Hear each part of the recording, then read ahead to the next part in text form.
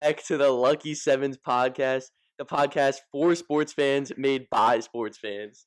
We got a great episode lined up today. We're covering a lot of topics. We have, for the first time in Lucky Sevens podcast history, two special guests. Two of them, more than one actually, because there's two special that's guests, how numbers work, which is a lot of special guests. A lot of special guests, but twice the excitement.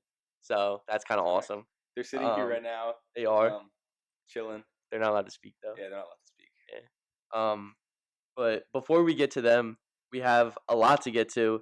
A lot of stuff. Starting off with, as always, the score report from the MLB yesterday. Hey, why don't you start us off? I'd love to. So, the Red Sox annihilate the Braves 9-0. Red Sox had 13 hits. Braves had 1. I mean, that's awful. 9 innings, 1 hit. Can't win a game if you're doing that. That's horrible. Devers, 2 homers. He's a star. He's a great. And Nick Pivetta shoved 6 innings, 9 Ks. Well, I've been watching. The Red Sox didn't start the year off very well, but I think they're 31-31 now, so a solid comeback from them. And we could see them competing with the Orioles and the Yankees for the number 1 spot. It could be. I mean, they're on a hot streak right now. They're looking good. I like it. So the Cardinals beat the cheaters Astros 4-2, and the Reds beat the Rockies 12-7. 13 different pitchers took the mound in this game, and Ellie De La Cruz went 3 for 5. Matt, that's a lot. 13 pitchers. What do you think about that? I mean, you could see the score 12-7. You could see why there were so many pitchers. Like, no one was really doing very well. But also, I think there was an injury or two in there too. So, like, one guy pitched 0.1 innings. Oh, that's so yeah. It was really rough. All right, Matt. Tell them about the next couple games. All right, so the Giants stomped the Diamondbacks 9-3. Wow. Wilmer Flores with 2 hits, 5 RBIs. Great game from him. Great game for that guy. Jordan Hicks had 7 strikeouts in just 3 innings. Wow. So 7 of the 9 outs in those innings were strikeouts. Pretty good from him. Wow. Mets terrorized the Nationals 9-1. Washington had 7 hits on the day, but only 1 run. We got to be really a little better. Scoring, We've talked about this a lot. You got to turn hits into runs, and Washington did not do that against the Mets of all teams. Luis Torrens, 2 home runs on the day. Luis Severino, a lot of Luises, pitched 8 innings. Almost had a perfect game, or almost had a complete game. I'm sorry, not a perfect game. Phillies beat the Brewers 2-0, continuing their dominance in the MLB. Brewers a great team too, so that's a good win for them. Got shut out, couldn't score. Nick Castellanos' 2-run home run was the only score of the game. He's good. He's pretty good. Ball player. Very good ball player. So the Dodgers couldn't avoid, or we could say dodge, the loss in Pittsburgh as they lost 10-6. Paul Skeens absolutely shoved 8 strikeouts, including a 3-pitch strikeout on Ohtani. I mean, that was just cinema right there, watching Paul Skeens against Ohtani. Yeah. We're not going to talk about the homer that Ohtani hit off him. No, but it was a great sequence on the strikeout. That's a Pirates fan, if you guys don't know. Paul Skeens is amazing. He had a great game last night. He did have 60 earned runs, but 8 strikeouts is still pretty good. 8 strikeouts is 8 strikeouts. Also, the Rays win the Florida rivalry against the Marlins 5-3, and the Yankees with another big win against the Twins 9-5. Aaron Judge had 5 RBIs with just 1 hit. We'll talk about the. Isn't that a crazy stat? That is. I don't know how that happened. And Carlos Rodon had 9 Ks. He had a perfect game for a couple innings. He was getting close. We'll talk about the Yankees-Twins game from Tuesday. Also, a big AL East and a bird battle. The Blue Jays beat the Orioles 3-2. Ryan Mountcastle 0 for 4 for the Orioles. Well, I put that because he had I think Tuesday he had 2 home runs, and I believe on Saturday he also had 2 home runs. So a little surprising to see him go 0 for 4. He's great. He went on a little hot streak, but he's back down to earth now. All right, Matt, let's stop these last couple games. All right, Cubs beat the White Sox 7-6. Mike Tauchman, Yankees walk-off home run in that one to win it. Wow. Rangers slay the Tigers 9-1. Great reporting. God. Angels beat the Padres 3-2. Great win from them. Great win. And the Athletics beat the Mariners 2-1. Those games. Yeah, good day of baseball last night. If you want good baseball, you should have watched baseball last night. Can't really help you now. Hopefully tonight is another great night. So. All right, now on to some people's favorite segment, the lock of the day. You said it's. Oh, well, you already said it. So lock of the day. I'll start off. Addict's favorite segment. Yep. I'll start off with a tennis bet. Wow. I have Yannick Sinner at +120. He is playing Carlos Alcaraz. He's a great player. We all know Carlos Alcaraz in the tennis scene. We all know Carlos Alcaraz. But we spoke about Yannick earlier. Yep. He was the number 1 ranked player in the world. I do remember that, yeah. Ago. The youngest, or not the youngest, but he was younger than, like... Novak Djokovic. Yeah, Novak Djokovic. One of the great tennis He's a players. great player, and I think at plus 120, you'll make some money. I'm wondering. Oh my god! I'm wondering why the number one player in the country or in the world, I'm sorry, is the underdog. I mean, Alcaraz has a couple Grand Slam wins. He's also very young. Yeah, but I mean, Unique Sinner, number one player in the world. Why are we not showing respect to number one? I don't get it. I like that. I like that bet personally. That prop, right? I think I'm gonna put it into my parlay. All right. Well, my pick, I have Dallas Mavericks money line plus 190. I've been saying. I know. I've been saying. But I told you. We had a last huge podcast, argument. I told you. Celtics are winning. I haven't. I still think the Celtics are gonna win the series. But I told you I think the Mavs win the first game. Kristaps Porzingis will be back because and the Mavs are gonna win the series too. No, they won't win the series. But they will. The Celtics haven't played anyone yet. The Mavs will be confused because this is their first. I mean, not the Mavs. The Celtics will be confused because this is their first competition of the whole playoffs. This is the first time the Celtics will play an actual good team with a fully healthy team. And you have a lot of flaws in your arguments, but okay. What are my flaws? You think the Celtics are gonna win, but I think the Mavs are gonna win this first game because the Celtics haven't played anyone good yet. Yep. So it's gonna be a tough matchup for them. They'll get used to it, obviously, and with how much talent they have, they will be able to get over the hump and be able to win the series. I think Dallas Mavericks money line plus 190. It's an absolute lock. Be a great game. Game 1 tonight. By the time this is out, it might have already started. But Mavs in 6. No, I do think the Mavs win tonight. I think it's gonna be a great series, though. I'm really excited to watch it. All right, so before we move on to anything else, let's just talk NHL real quick since we talked about the NBA Finals. Panthers versus Oilers. Yep. It's gonna be a hell of a series. So Panthers went to the Stanley Cup last year, so they have a little bit of experience. Beating out the Rangers this year. Yeah, really sucks to be Rangers. Not that great of a win. Other than Shesterkin, there wasn't much on the Rangers. But give Igor some help. Yeah, really. They need to give that man some help. Yeah. He got to go somewhere else. Because I feel like on any other team, he would be a great piece, and he could probably make another team an NHL Stanley Cup team. Cup. I agree. But Oilers Panthers are back in the Stanley Cup. Connor McDavid, who's the superstar for the Oilers, first time in the Stanley Cup for the Oilers. First time for Connor McDavid. Babe, who do you think's gonna win this series? I have the Houston Oilers. Wow, fun team to watch. I don't think a football team from the 1990s is gonna win it. Huh? It's the Edmonton Oilers. That's what I meant. I'm sorry. That's what I meant, guys. It glitched. Yeah, that's weird. Our sound made it turn from Edmonton to Houston. That's weird. I don't know. I have the Edmonton Oilers winning it all. That's all I got. I like that pick. I'm gonna have to go with the Florida Panthers. They got the experience. It's gonna be a good matchup. Apparently, they're playing a 1990s football team, so should be an easy win for them in this one. I think the soundboard keeps glitching every time we talk about hockey. It's bad. Yeah, 2 episodes ago. It's like we do know a lot about hockey. It's just the sound keeps glitching. Like, yeah. Oh my god, that's really weird stuff. You might need to buy a new soundboard. Yeah. Because you see right here, it's the Edmonton to Houston button. Yeah, and you accidentally pressed it. Yeah. Last time we accidentally clicked it. It happens a lot. Yeah. Okay. Wrong team won. Let's talk about something that we do know about. Yeah.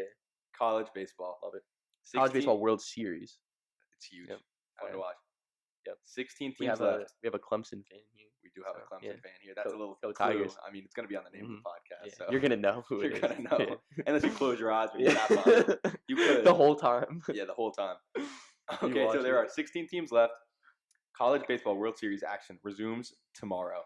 Could be today if you're watching it tomorrow. Mm-hmm. Could be yesterday if you're watching it in 2 days. I don't know when you're watching this. I have no idea. You can watch it whenever you want, really. Now the teams are playing a 3-game series, and the first team to win 2 games advances. That's how 3-game series works. Yeah. So I don't know. They do it so confusingly. They have like 4 different systems. Yeah, I really don't like it. It's very confusing. Very hard for a podcaster to talk about it. Because so on Friday, June 7th, the matchups are UConn versus number 8 Florida State, Evansville versus number 1 Tennessee, West Virginia versus number 4 UNC, and Kansas State versus number 12 Virginia. So all 4 of those matchups are a ranked team playing a non-ranked team. I have a question for you about this. Which one of these unranked teams do you think could upset the ranked team? What do you think? I personally think UConn has the best chance.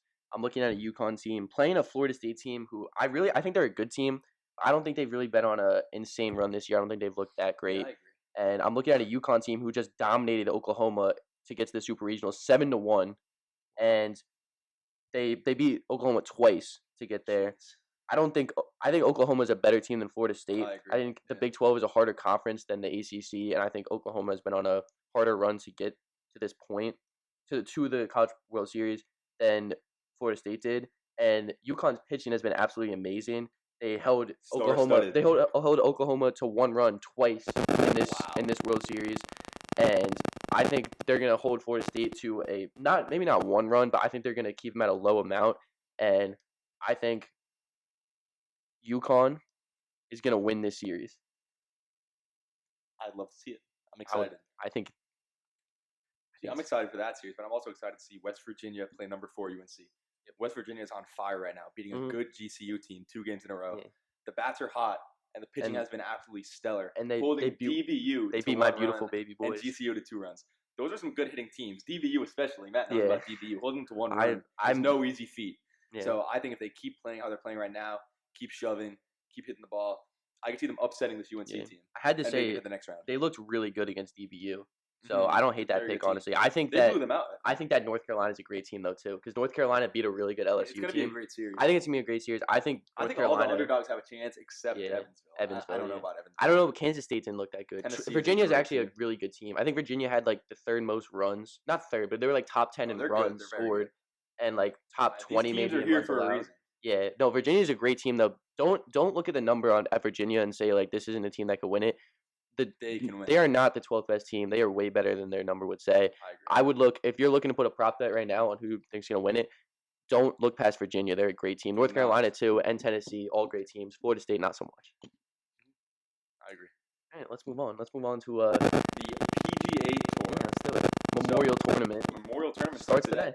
$20 million. It actually started this morning, so it already started. I know, but it doesn't matter. We'll still talk about it. Today. Well, yeah. But like I'm saying, it doesn't start later today. This morning today. So $20 million purse on this one. Memorial Tournament is such a big tournament because it's the last chance to qualify for the U.S. Open for a few big names. Ben Griffin, currently 70th in the PGA Tour. Lee Hodges, 75th. Davis Riley, 78th. Andrew Putnam, 79th. Patrick Rogers, 87th. All these players need to win the Memorial Tournament to qualify for the U.S. Open. So it's gonna be fun seeing those guys play. Yeah, it's huge for them. Some big names playing. Scotty Scheffler, Rory McIlroy, Xander Schauffele, Victor Hovland, and Justin Thomas. Yeah, those guys are great. A lot of guys that I think the guys that have to qualify, you're gonna see them playing a little more like motivated, and I think it's gonna be fun to watch them play. Plus playing against some big names, I think all around this is gonna be a great tournament to watch. Yeah, and one name that we're gonna be seeing for the first time in the PGA Tour ever, a very exciting name, Jackson Koivon. Fun name to say. Auburn freshman is making his PGA debut. High expectations for this kid. Babe, tell him why. So, some of the accolades he got. All of the freshmen.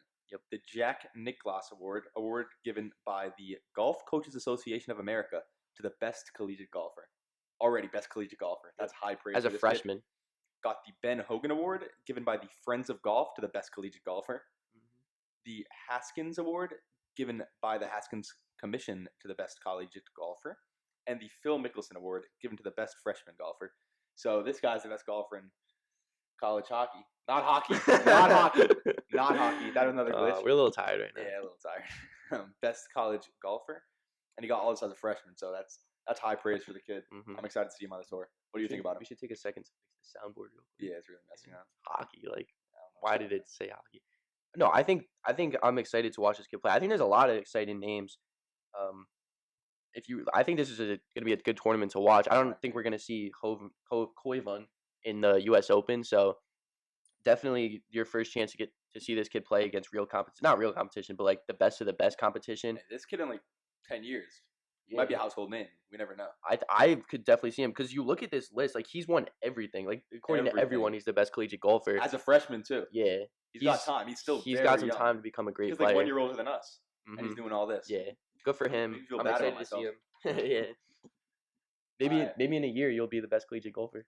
I don't know. I don't think we do have a couple golfers as our special guests. Oh yeah. Too. We got some for the people who are still closing their eyes. We we got some people that could be the best collegiate golfer in the country one day. They could be. I don't know. Yeah. I mean, there's nothing stopping them personally. All right, now we have a new segment that is introduced by Matthew Langlois called And the Throwback Thursday. It happens to be Thursday today, so it does happen to be Thursday. We're gonna do a little Throwback Thursday Matt, to the 2016 March Madness. What a tournament! The greatest March Madness of all time. If you like basketball in any way, you like March Madness. Who doesn't like March Madness? I mean, it's so fun. It's such a good concept. So I really think college baseball should just completely copy March Madness. But it's such a unique thing because all the playoffs, like most playoffs, are around 12 teams, like maybe 16 teams, and a 64 team playoffs. I just wouldn't think it would work. I think it would get boring after a while. But it's not boring. It's done so well and it's so unique that it really works amazingly. But let's stop rambling about how great March Madness is and let's go to this particular March Madness. But this is what March Madness can do. This is the excitement March Madness can bring. And it really started from the beginning of this tournament. Even though the most famous part is the end of it, the early part was also absolutely electrifying in this tournament. We all know how it ended, I think. Oh yeah, we'll talk about it. If you don't feel like an idiot, even though you are. 15 seed Middle Tennessee beat number 2 seed Michigan State 90-81 in the first round. Wow. The 15 seed scored 90 points against the 2 seed. That's incredible. Number 7 Iowa beat number 10 Temple 72-70 in overtime, and then next round went on to lose to Villanova. Little teaser there. Number 3 seed Texas A&M beat 11 seed Northern Iowa 92-88 in double overtime. Number 6 Notre Dame beat 14 seed Stephen F. Austin 76-75. The number 7 Wisconsin beat number 10 Pitt 47-43. What a defensive game! Defensive masterclass. Love to see that. Honestly, I love to see teams just go back and forth on defense. It's way more really, it's way more what's the word I'm looking for? Like scary and like nerve wracking. You know, it is, to see like you can't score, like your team's not able to score at all. Like you just need to whoever can put a ball in the basket. Like one shot is so huge in those type of games. That's why those are the most fun games to watch, in my opinion. And the last big early game is number 9 Providence beat number 8 USC 70-69. Shout out Brady Teeter, big Providence fan. Shout out Bronny James too. Yeah, if he's watching this podcast, he might be watching. You never know. Chance. It's not like he's going to the NBA or anything. So. Well, actually, he is just because his dad, whoever drafts him, is going to get his dad. Yeah, it's pretty easy. I wish my dad was an NBA superstar that every team wanted. Probably be in the NBA already. I might. All right. Well, Matt. Speak on these Final Four matchups, please. All right. This was the greatest Final Four, in my opinion, ever. So fun. So, to start it off, not even getting to the greatest part of it, 10 seed Syracuse, one of only 6 double-digit seeds to ever get to the Final Four in March Madness history. Wow. Great job from them. They lost, sadly, 83-66 to North Carolina. No. But before that, they upset 1 seed Virginia in the Elite Eight. Wow. And but they lost to this North Carolina team who had superstar freshman Luke May. And I remember watching Luke May. He was like, he didn't look like he was like he had like this scruffy beard, like he had a huge beard. He had like this long blonde hair, and he just looked like a hick from West Virginia. But the guy could shoot a basketball. It was really impressive. Good, man. It was just like it was so weird to watch because he was just like so good, but like he played like such a he had the weirdest play style. He just like stood there and shot, but it always went in. He kind of reminds me of Nikola Jokic a little bit. A little bit. Yeah, he's a Nikola Jokic-esque player. And in the second Final Four matchup, the other Final Four matchup was number 2 Oklahoma versus number 2 Villanova, and this game was not fairly close. No. Villanova 95, Oklahoma 51. And I remember going in, it was supposed to be like one of the greatest games of all time. Yeah, 2 seeds. Yeah. Because Oklahoma's Buddy Hield, we know that guy. He was a legend. He was a legend. In college. One of the best shooters college hoops has ever seen. But in that game, 1 for 8 from 3 and 9 points. The pressure really got to that guy. Caitlin Clark, WNBA-esque. Very Caitlin Clark, WNBA-esque. Washed. Oklahoma won the first matchup between these two teams, 78-55. So both these games blowouts. Yeah. Going different ways though. Yeah, that's weird because Oklahoma. I would have picked Oklahoma personally after seeing that outcome. Yeah, well, Villanova. We know they had that Knicks trio: Brunson Hart and DiVincenzo. Dante. Big fan of that guy. Yep. as well as Mikal Bridges, Love Mikal Ryan Bridges. Arcidiacono, and Eric Arcidiacono. I always pronounce his name. I used to always pronounce his name Arcidiano. Yeah. I remember I was on in my career. He was on my team, so that's why I know that. He was a ball hog. Villanova shot 40% better from three. Yeah. It was 62. Wow. Villanova shot 62%. Oklahoma shot 22%. 62% is insane. I know. I think in the championship game, North Carolina actually shot like 62% too, but they lost. Villanova made a big three that game. But let's talk about the greatest college basketball game that this world has ever seen. Maybe the greatest basketball game of all time. It's up there. It definitely is. I can't really think of a game that was better than this one. Josh Hart hit 2 free throws with 13 seconds left to make the score 74-71 Villanova. Mm-hmm. Marcus Page of North Carolina made a tough 3 to tie the game with 4 seconds left. And he probably thought he was going to be remembered for that. Yeah, he thought that was going to be the greatest moment of all time. But we know what happens next. Chris Jenkins. Arcidiacono passes it. He gives it off to Jenkins. Jenkins for the win. For the championship. He made it! He made it! Oh my God! At the buzzer, Chris Jenkins. Villanova's going to win the championship. So if you don't know what happened, Chris Jenkins hit an absolute banger of a 3 to give Villanova the win. One of the best moments, maybe the best moment in basketball history. I remember watching that live, and that was literally. I was with a Villanova fan, a guy that went to Villanova. Well, he must have been happy. He was like a 50-year-old man. Wasn't very active or anything, but he was jumping up and down. He was like running all over the place, looking like a little kid. It was the greatest moment, and that can't be romantic about. That's why I love sports, because it can make someone just someone that doesn't feel that kind of joy every day just feel so much passion. You could have so much passion for something that. I mean, it's just great. I mean, that's why sports are so beautiful, and moments like that just make me love sports. Mm-hmm. All right, I agree. So.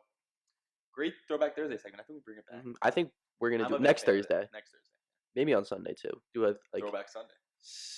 Way back Wednesday on Sunday. Scenic Sunday. I don't like that. I like it. Setback Sunday. Okay, nope. All right, let's move on to the MLB. So we have the power rankings released by the MLB Instagram account. So at number 1, they have the Phillies, who are cooling off. They're 6-5 in their last 11 games, which is still very good. But I expect more from those guys. Number 2, we have 7-5 actually in the last. Number 2, we have the Yankees, who are on a 7-game win streak. Number 3, the Cleveland Guardians, surprising. Number 4, the Los Angeles Dodgers. Number 5, the Orioles. Matt will talk about them later. Yep, World Series bound. Okay. Number 6, the Milwaukee Brewers. Number 7, the Atlanta Braves. Number 8, the Kansas City Royals. Number 9, the Minnesota Twins. And number 10, the Seattle Mariners. Yep. I'm surprised to see the Guardians that high up. I didn't think yeah. I didn't think they were that good. I mean, on fire. I've heard of them. I've heard them. They were good, but I didn't hear they were that good. I don't know. Pretty good squad. Yeah, good for them. All right, so 2 days ago, me, my co-host Matthew, and our 2 special guests went to a Yankee game, and it was a great time. Yep. We posted on our story. It was a business trip. Big business for the podcast. We're a little I hate to say this, but we're a little lacking content with the NBA not having played since our last podcast. Yeah. So we decided, let's take it upon ourselves to go to a Yankees game, make some content for us. They didn't let us in the press box. Yeah. They didn't recognize our podcast somehow. I guess don't know how they must not be on YouTube. I don't know how they didn't recognize us. But it's fine, really know. I guess we gotta work a little harder, It really motivates us. Put our name out there. Yep. So during this game, Luis Gil, another stellar start, going 6 innings and giving up 1 hit. This guy is cementing himself as not just one of the best rookies in baseball, but one of the best pitchers in general in baseball. Okay. He's leading the Rookie of the Year votes, and he's looking like a Cy Young candidate right now. Yeah, second best ERA in the MLB as a rookie. He's pitching absolutely amazing. Yeah. Wow. And Giancarlo Stanton hit an absolute moonshot. Yeah. 420 feet, 2 RBI home run. I remember I was sitting in the outfield, and I could tell as soon as it went off the bat, it was gone. It was crazy. One of our special guests, that was the first home run he's ever seen. Yeah, first Yankee game. We missed the first home run because we were getting food that game. So it was actually the first home run was a great one. It hit off the guy's glove and went over the fence. I would not be sleeping a lot that night if I was. That guy might not ever play baseball game again. Sucks to be him. Yeah. So Aaron Judge had a 2 RBI double. Yankees stay hot. This win was their 6th win of their win streak. Yesterday was their 7th win of the win streak. So Those boys are cooking right now. Aaron Judge, 21 home runs on the year. He's playing great. Number one in leading baseball. the league in MVP right now. Yep. MVP voting. Yep. Beautiful from Aaron Judge.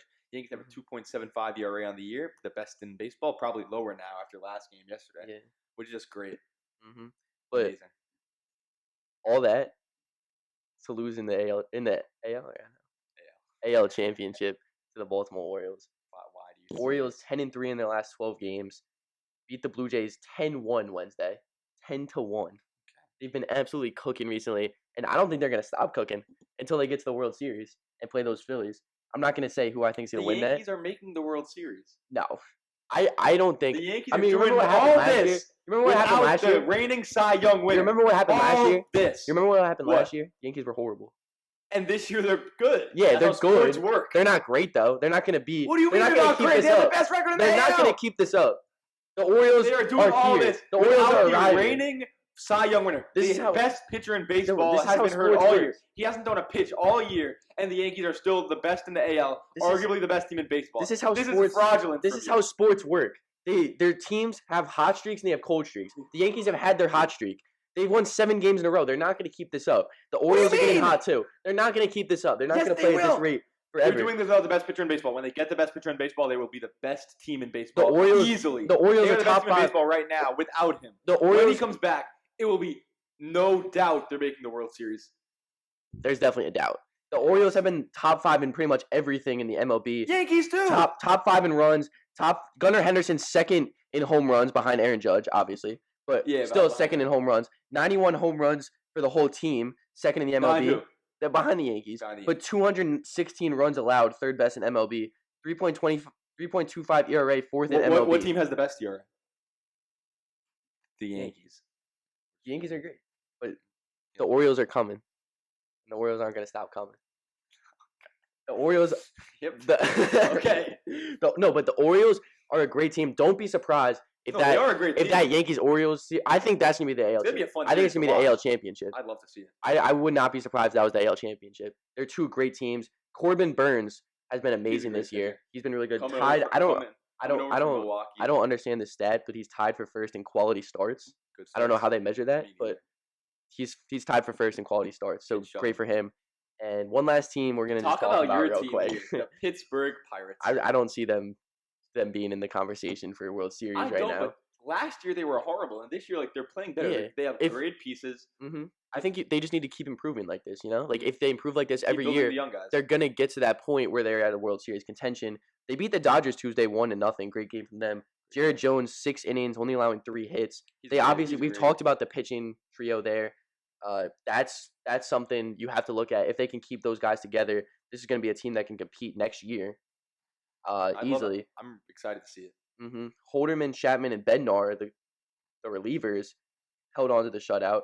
Great job from them. I believe the relievers are pretty good too. Bednar has been great. Bednar's great. Aroldis Chapman, we all know him. Obviously, he's getting up there, but he could still throw 100 miles per hour. Yeah, he's great on the Pirates. I don't hate having a guy that throw 100 miles per hour. Also, Jack Sawinski, young guy. Yeah, he's great. They got a lot of young guys. I mean, they got him. They got O'Neal Cruz. Great young core. They got a lot of great players. Pirates struck out 13 times though. It wasn't a great game for the bats. They need to work on that. Other than Jack Sawinski's home run, they struck out 13 times, only had 4 hits. Bad ratio. A win is a win, and that's what the pitching can do. The great pitching you can have 13 strikeouts on the day, only get 4 hits, and still win a game. And that's why I think they have a great future. I'm excited. Yeah. All right, so now it's time for our special guest, Ryan Chillo and Sofia Franzese. Dude, we don't have 2 chairs, so okay. Introduce yourselves, guys. Say hi to the podcast. All right. Well, here, Sofia Franzese, breaking ground dancer, Valhalla golfer, 2-sport athlete. Ryan Chillo, William Patterson football commit. Yep. Former golfer. Oh, and Sofia also Clemson commit, not for sports, but she's going to Clemson. And hello. Hello, thanks for having us, guys. Oh, of course. Chillo, thank you for coming. Words to the fans? Thank you for having me. Oh, of course. Thank you for being able to make it. I'm glad you could finally be on. I know you're very busy schedule. Missed the last one. Okay. Football player. So our first question, Sophia. Talking about Clemson, which Clemson sport are you most excited to watch in your freshman year? Okay, so this is a pretty hard question now that 3 of their sports are doing pretty good this year. Football, obviously, going to Death Valley, that's going to be really fun. Basketball, they went to the Elite Eight this year, so it's going to be pretty fun next year. A lot of returning players. Baseball, doing amazing too, and I'm a big baseball fan, so I'm excited for that too. All right, well, yeah. No, that sounds great. Honestly, I forgot that Clemson's basketball went to the Elite Eight. So really, every sport, it doesn't matter where you go. Every season, there's gonna be a great sport going on. Exactly. That's electric. Yeah, exactly. On to you, Mr. Ryan Chillo. So we know you're gonna be playing college football next year. What does playing college football mean to you and your journey of playing football your whole life? Well, for me, college football means a lot to me because I've been dreaming about it since I was like 3 years old. Since I was playing flag football At Westlake. Shout out Westlake. No, don't shout out Westlake. So yeah, it means a lot because I finally get to live out my dream. That's awesome. And who has been the most important person in your journey so far? Most important, I would say my mom and my uncle. My uncle's the one that made me start playing football. Tio. Well, congratulations on your commitment. Congrats, man. Yeah. Moving over to Sophia, can you talk a little about your dance season at Breaking Ground? Yeah, so the dance season usually runs from August to about now, and competitions go from February to April, which those are like 5 weekends and can be starting Friday night and going until Sunday at 11 p.m. Wow. Yeah, Long and hours. so yeah, this year I was in 4 competition dances. Usually it runs to like 6 to 10 dances each year. This is my 14th year there and 13th year competing. Yeah. Wow, That sounds like a lot. So what was the outcomes in those dances? Like, I don't understand. Like, did you win them or what happened? Yes, you can win by category, so depending on age group, getting first, second, third. But also they have an overall highest scoring dance of the weekend, which not to boast over here, but Breaking Ground usually gets that. Ooh. I know. But yeah, it was a pretty good turnout this year. Sophia, what was the hardest part of this dance season, and how did you get past these hardships?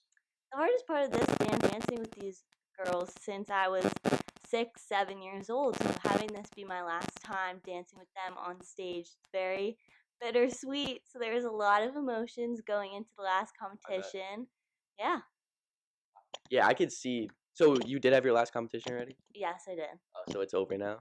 It's over. Oh, that's sad. But that's really sad. yeah. But you guys are like, are you guys like the best like program? I say yes. So you guys like win most of the time? If we have any dancers listening, I do. We hold ourselves to a pretty high standard, and we hold true to that. So we go into every competition. It doesn't matter the outcome, but we always have fun, and usually the outcome's pretty good with all our hard work. Well, that's why we have you here, so we can have one of the greats talk about dancing. We don't want some bum coming in here talking about dancing. Both of you guys played golf this year, so to some extent, one of us for a little longer than the other. So, yeah. How was the golf season? We'll start with Ryan Chillo first. I don't know why we're starting with Ryan Chillo. We'll actually start with Sofia because she actually played golf. I would say Ryan was there for the practice round, and that was it. He didn't really play this season, but it was a great beginning start. Started out very strong. This season was better than last season, I think, for me. Different. A lot of players this season, so not as many matches. But the matches we did play, they were fun. I feel like I got better with putting specifically, and hit the last hole on the last match. Hit a nice shot onto the green. It was a par 3. Got a 2. Wow. Par 2 on it. Wow, that's impressive. I know. I'm pretty proud of myself. It's great to hear. Wow. All right. Chillo, anything you want to say on golf? Chillo, what about your golf? See, I blew out my shoulder. So I couldn't. Yeah, he had an injury. That's why he had to give up the season. Yeah. It's raining outside. Moving on from golf, we went to the Yankee game with you guys. It was Ryan Chillo's first ever Yankee game. So, Did you have fun? Oh yeah. This question's for both you guys. How do you guys feel about the game? Was it fun? What do you guys think? I was more scared of the height. It was way too high for me, and I did not. Yeah, we sat like at the very top of the stadium. Yeah, We spent like $20 on the ticket. It was nice though, right? It was a good view though. Yeah. Saw the whole field. It was. That is nice. You get to see the whole field. What was the most exciting part of the game? Chillo, you want to go? I think it was Soto hit a home run. It was. It was Giancarlo Stanton. Yep, Stanton. That was Stanton, Soto, potato the potato. same thing. Did Aaron Judge hit one too? No, Yeah. He had a he did not. Double. Double, yeah. I don't know. Were you at the game? I was more scared of the All right. height. I'll be right back, guys. I'm going to close that door. It's raining into my house right now. Don't want it to flood. All right, Chillo, this one's for you. What does your preseason football schedule look like?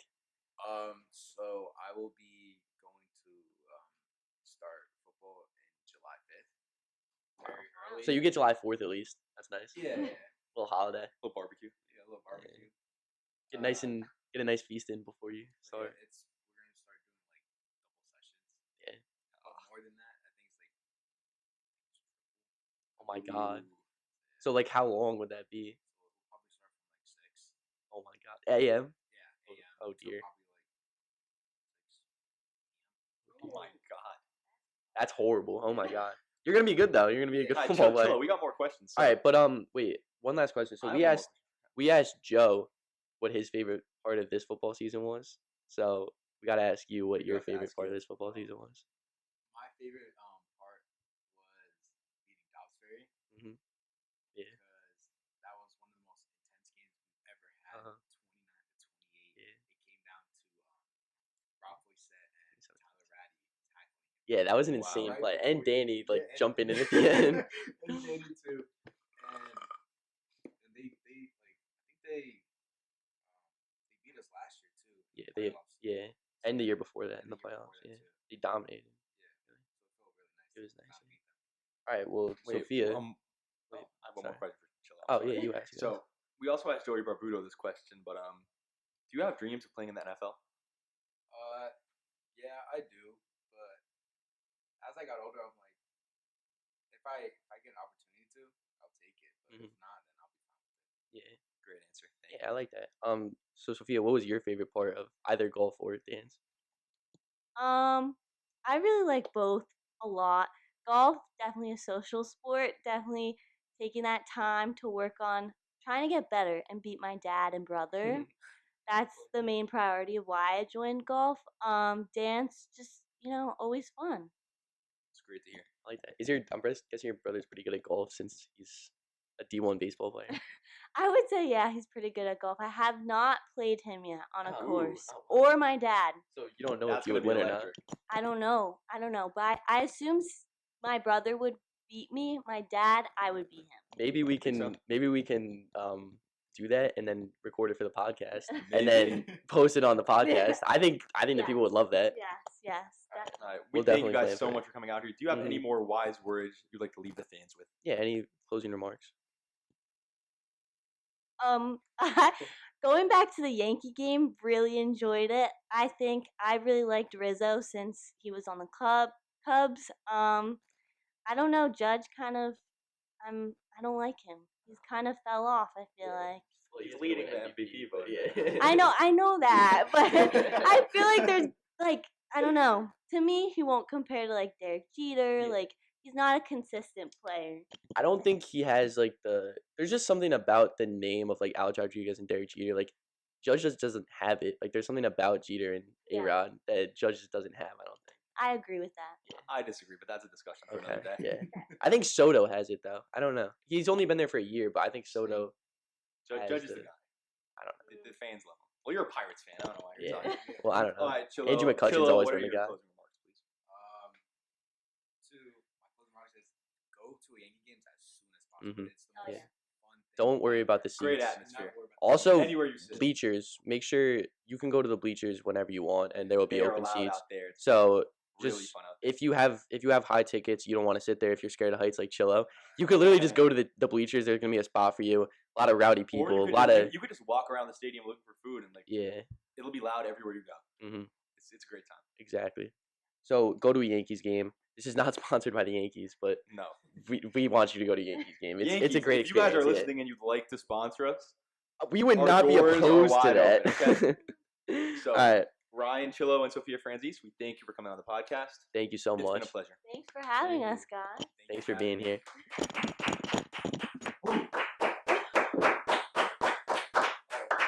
Oh, don't clap for yourself.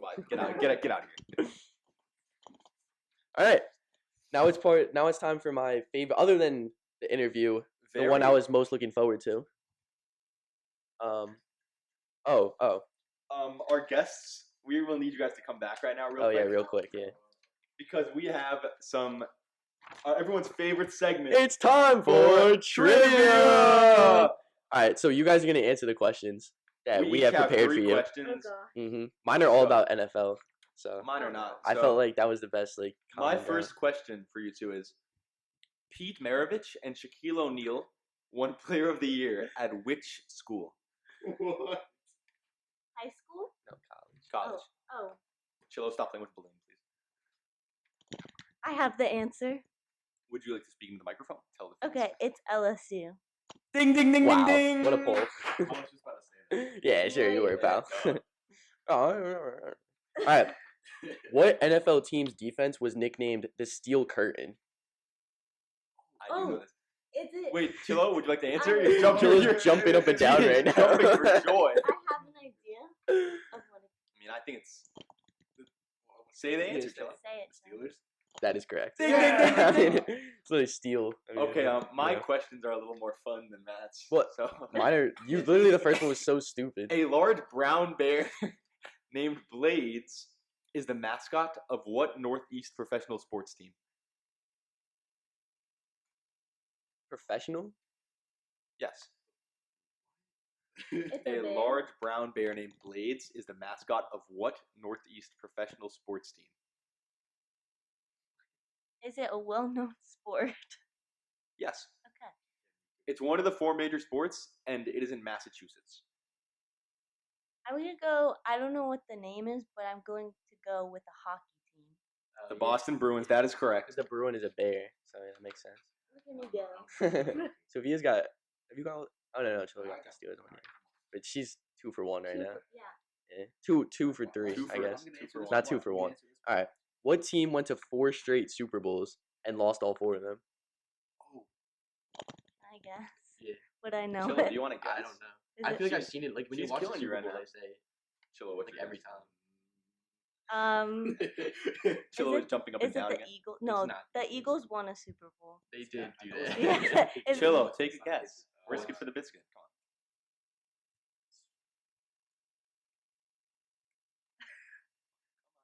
Come on, Chillo. I'm disappointed, No, Chillo. the Green Bay Packers won a Super Bowl. No. Shout out Joey Barbuto, by the way. They've never. This team's never won a Super Bowl before, but they went to 4 straight. Oh, 4 straight? Yeah, and they've never won a Super Bowl.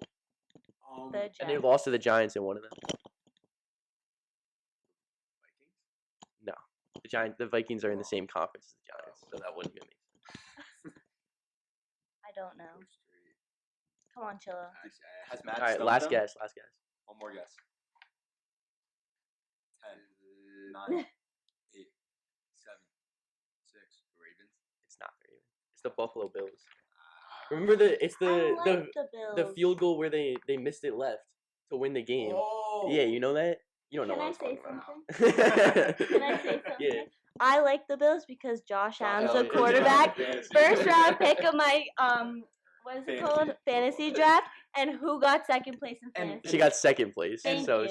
And first loser. fans of Lucky Seven's podcast, Yeah. we will be talking about fantasy. We football are on this next. episode. Next, stay tuned for fantasy. I'm very So, excited for fantasy. My last question is: which New York City borough does not have a professional sports team? Burrow. Come on, which one won it? Which one won it? You don't even know the borough. I Name think one borough. Is it Harlem? Harlem? is not a borough. That is not a borough. Okay, we'll move on. It's Staten Island. It is Staten Island. Oh. Yeah. I was just about to say. Yeah, I bet. Chillo was just about to say that. Matthew has one All right, more this is the last question for Sophia mostly. What city does the Dallas Cowboys play in? It's not as easy as it sounds. Well, they're obviously in Texas. That is yeah, city. Yeah. City. I don't. Wait, can we get a hint? Like A. first letter? Oh, I know. Is it? What? What city in Texas doesn't No, it's Austin. not Austin. It's not Austin. No, it's not. Austin's. It's kind of a stupid question because I don't think Austin anyone's. is- I didn't know if someone would know it off the top of their Oh, head. that's a good question. Arlington. Oh, I Oh didn't no, know that. that's a good one. You were gonna say it? I've been to Arlington. I've been to Arlington, Virginia before. Nice I've been to place. Arlington, New York, but Yeah, not. me too. Yeah. Nice. Okay, right. guys, officially. Thank you so much. You guys so much. One It's last been a round of pleasure. applause. All right. We just Thank spoke you so about much. this, Yep. So let's talk about It's fantasy. fantasy football. time. All right. Where's my sheet? 1 second. All right. So let's talk about some of the. Well, actually, first of all, let's talk about what the first round should look like for someone that might be their first year, or they just want to know how to draft in the first round. So for me, and Matthew have set our Mhm. first 12 picks. And Yep. no one else right now. So in any fantasy draft, I think this should be the order. Number 1, Christian McCaffrey, I also have Christian McCaffrey number 1. RB1 last year. It's a lock. You have to take He's CMC been the first. lock for the last couple Mhm. years. I mean, Yeah. he's great. Yeah. See you guys. God. Yeah. Well, Fabe didn't know that he was a lock last year because Fabe took I Justin Jefferson first overall. Like, what are we doing? Oh my I don't know God, what I that was thinking. horrible. So, Tyreek Hill number 2. I also have number 2. Yeah. Jamar Chase number 3. We have a disagreement here. I have Justin Jefferson. third No, pick. I think the Bengals are gonna be really good next year, and I think Jamar Chase is I gonna be. agree, but I think Justin part of that. Jefferson, he won't get injured this year and he'll be a star. Those new white jerseys though are They helping are him. great. Yeah, those are amazing. I love them. Sick. So for me, yeah, number 4, Justin Jefferson. I have Jamar Chase number 4. Yeah, we so flip-flop just a little those guys. flip flop there. Number 5, CD Lamb. I also have CeeDee Lamb. I see him. He was great last year. I think wide receiver 2, but I see him taking a little dip next year. I do too. I don't think the Cowboys are I gonna don't be as think he'll good, be, and I think he's gonna take a dip. Number 6. He was wide receiver 1 last year, actually. Was he? Oh Yes. wow. So he's gonna take a big dip. I think so. Number 6, Brees Hall. I have Amon Ra, St. Brown. I don't think number 6. Amon Ra is gonna be that. I think he's going to be great. I think the this year. Lions were amazing last year. I think they're going to take a fall off as well. I think we're going to see new faces in the NFC. I love to see it. Number Yeah. 7, I have Brees Hall. I had Brees at 6. I had Bijan Robinson at 7. I think the Falcons with Kirk Cousins, that's going to really open up the run game for them. I think Bijan, they have a new coach as well. They're finally going to use Bijan the way they should. He's a great player. Yeah, I have Bijan at 8. He's a Yeah, good I have Jahmyr Gibbs at 8. Last year I had him on my team. The Lions never used him, and whenever he got the ball, he would do something amazing with it. And for some reason, Dan Campbell just hates Jahmyr Gibbs. So hopefully next year he actually uses Jahmyr Gibbs. And if he uses Jahmyr Gibbs is going to be a top 10 He's fantasy player. Yeah. At number 9, I have AJ Brown. I have Amon Ra at number 9. I still see him being good, just not as good as you see him, obviously. I'm a big fan. Yeah, Number 10, clearly. I have Jahmyr Gibbs. I have we talked Jonathan about him. Taylor. I drafted Jonathan Taylor last year in the 6th round, and in the second half of the season, he gave me It was a very good pull. some great minutes. Number 11, I have someone who fell off Matt's list. I have Puka Nacua. Yeah, I don't think he's gonna. I think with Cooper Kupp coming back, I don't think he's gonna have the same production next I year. think he's going to be just as good. No, Maybe better, honestly. I don't know. I have AJ Brown at number 11. I think I underrated AJ Brown a little bit on Yeah, that great Eagles team. I have Jonathan Taylor at 12. But for AJ Brown, I think there's so many good players on that Brown? team where he kind of Yeah, that is a great team. he's gonna kind of fall off a little bit. Not like a Super lot, Bowl but contenders. 100%. Love to see him. Probably gonna win the Super Bowl. They got a lot of pieces. They Yeah, got they did. Cooper DeJean. We talked Great, about him. big fan of that. Saquon. They might not get Love that. Saquon though, because there's the conspiracy. There's a There. conspiracy about that. And then number 12, I have Cooper Kupp. Yes, I have Jonathan I think Taylor, so. I think Cooper Kupp's gonna be back. Cooper Kupp, and- Puka Nacua. That's going to be. Who should Yeah. you pick? I don't know. It's a flip flop. I think Puka Nacua like 13th or 14th. Definitely. I think he's still gonna be a great player. I just think the Rams have so much. Plus Kyron Williams, their running back. There's gonna be a lot of people getting It's gonna be a reps fun there. team to watch. All right, so I have a little real quick fame. Let's just go through underrated, overrated. What do you think? Saquon in fantasy, underrated, overrated.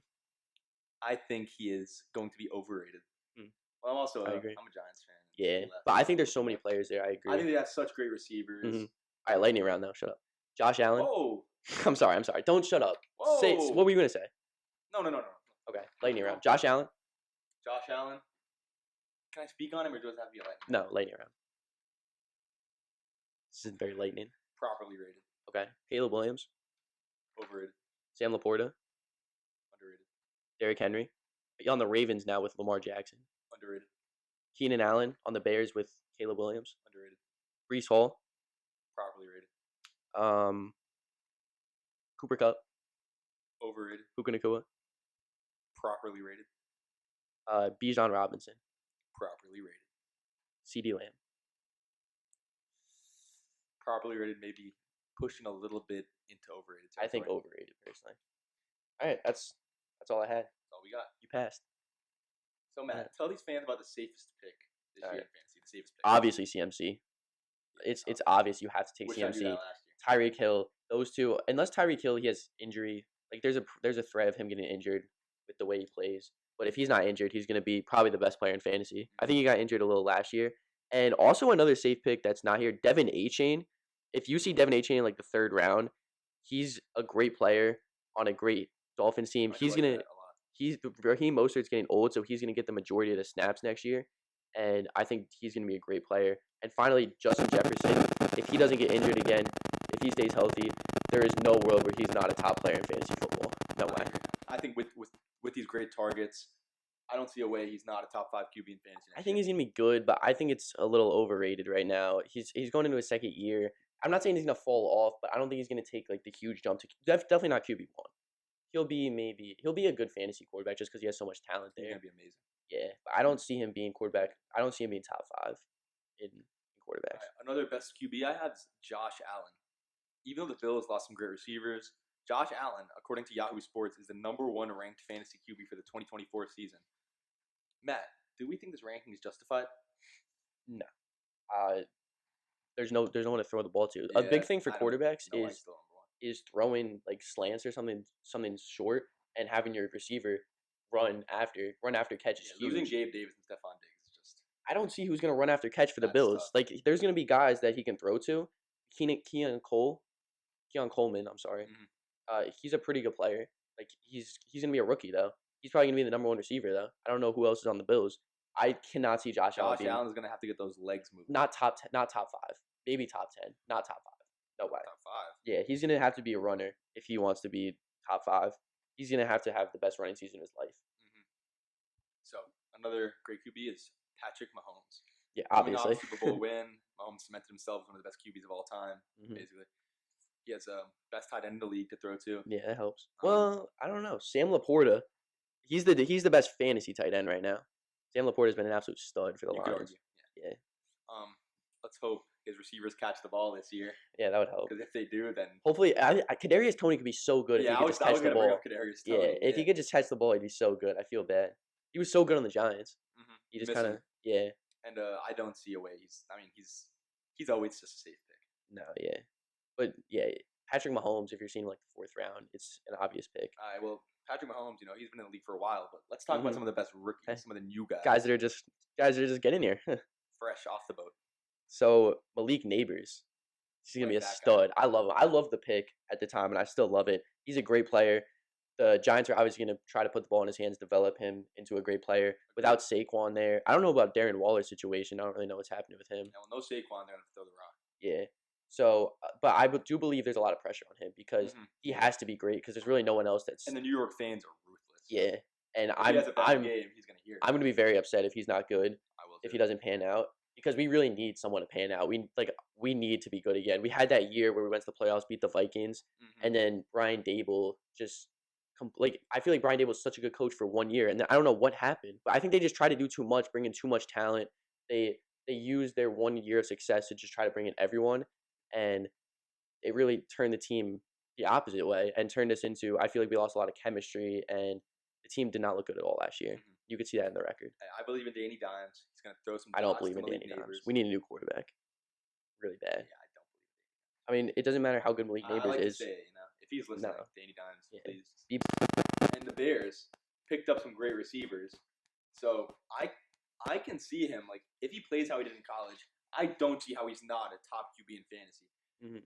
Yeah, he had such a great offense there in Chicago now, and Matt, what do you think about him? Because I think he's going to be amazing. Honestly. I think there's a lot of pressure on him to live up to the hype. I mean, all these rookies have great pressure. Yeah, well, but he's the most because he was the Heisman, and he didn't have a great year last year. He threw a lot of interceptions, and now it's like you have to be good. He has to pan out. He is still a Heisman winner, but he has to go into Chicago and immediately make a good impact. He can't be another Justin Fields because Justin Fields very similar quarterback. Obviously, I don't think Caleb Williams had quite the talent, although Caleb Williams had a lot of talent the year he won the Heisman, and without all that talent, he wasn't as good last year. A lot of interceptions, so we'll see. But he does have a lot of talent in Chicago with Keenan Allen, DJ Moore, and Rome Odunze.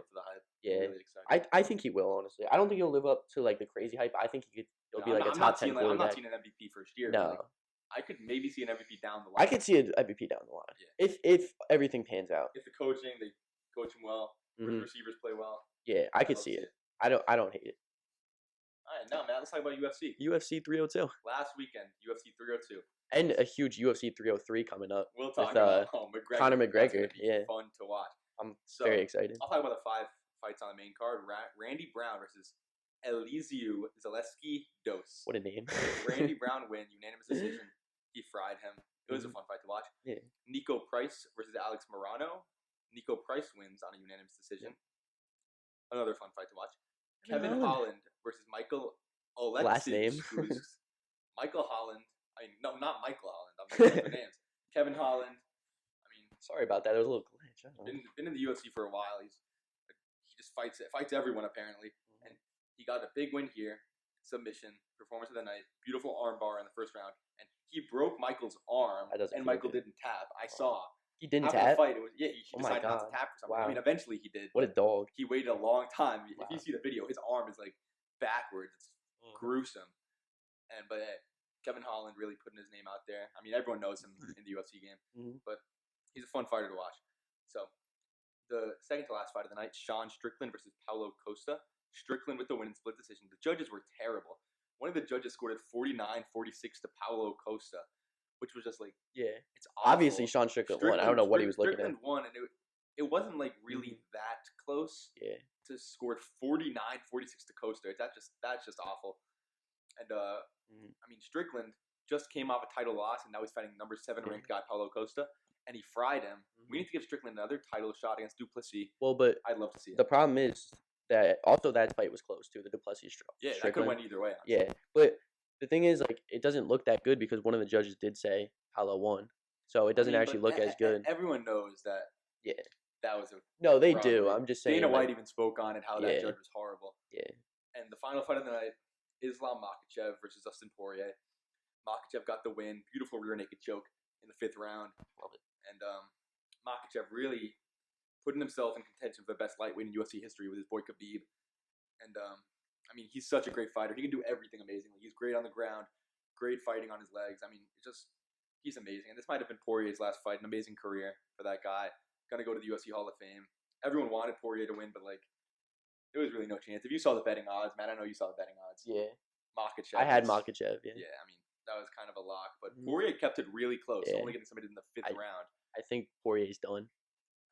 I don't think he's coming back. I hate to say it, but I think it might be over for him. He didn't look great. It was a fun card to watch. I'm excited for 303 also. Yep. McGregor is I'm really excited for 303. Mystic Mac. This is the first time I've seen McGregor fight, this is the first time I'll ever watch McGregor fight. Right. I've heard so much about him. He is old right now. Yeah. I think it'll still be. He's fighting at 170 or 185, I believe. He's fighting at a higher weight class than usual, but it's going to be fun to watch. I love to see him absolutely fry Michael Chandler. True. They got some generational beef. It's fun to watch. He put on some weight over the time off. He did, I guess. It's fine, though. But they want to fight at the higher weight. Yeah. The return of McGregor is going to be absolutely electrifying. I'm excited, yeah. And Matt ended off with the segment we all know and love, Storytime. I think the greatest segment we've come up with. Tell them, kid. This is the story of why you never celebrate too early in the greatest rivalry, one of the greatest rivalries in college football, Cal versus Stanford, the most infamous matchup in 1982. Stanford was up 20-19 with 4 seconds left in the game. The famous lateral return was unheard of at this time. No one had ever done it. No one would ever think about it. Stanford kicked off the ball, and Cal caught it, and they started lateraling it. when the clock struck zeros, the Stanford band ran onto the field as well as some players in the Stanford team. They thought they had won because they thought one of the Cal players was down. Insanity. But what they didn't know was that he lateraled the ball backwards to another Cal player. Later in the play, with the band and the Stanford sideline still on the field, Moen caught the ball at the 25-yard line, avoided a Stanford player, and maneuvered through the Stanford band. That's crazy. I've seen this clip, I believe. Yeah, I've seen it so many times. He outran a Stanford player and ended up scoring with no time left on the clock.